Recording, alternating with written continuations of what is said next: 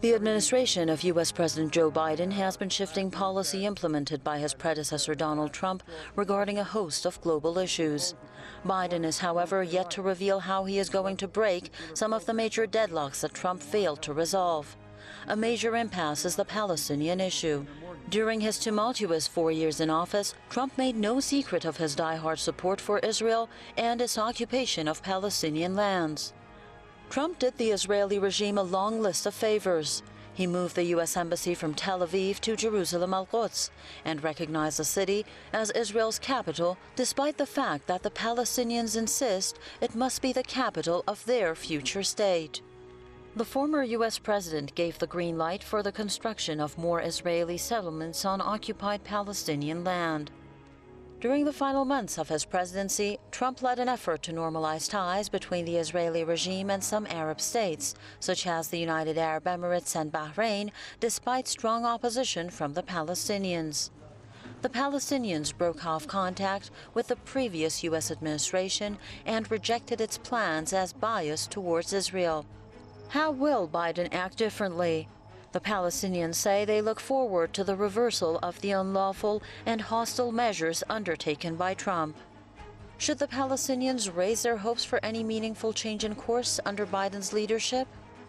Biden will not take a fundamentally new approach toward Palestine. Regardless of the administration, Republican or Democrat, over decades and generations, the U.S. position on Palestine and their relentless support for Zionism has not changed.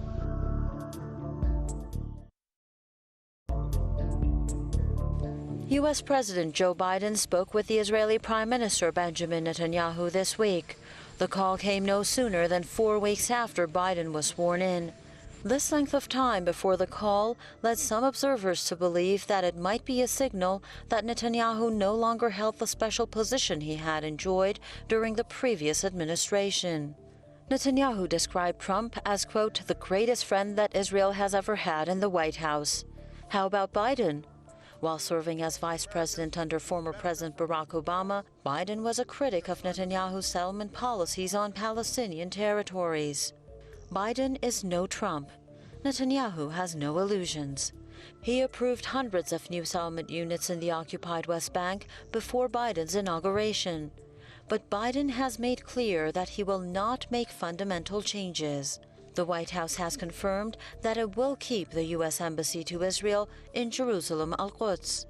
Biden has also made it clear that he backs the effort launched by his predecessor to normalize ties between Israel and some Arab states. This despite anger and frustration on the Palestinian side, which calls the normalization a stab in the back of the Palestinian people. I think each U.S. president likes to put a different voice, a different tone on their policy. Silence at sometimes, an active policy at another. But it really hasn't changed. And it is, as I said, every effort to reinforce and strengthen Israel's position. Observers believe that the new U.S. administration could significantly intensify verbal criticism of Israel in the coming months.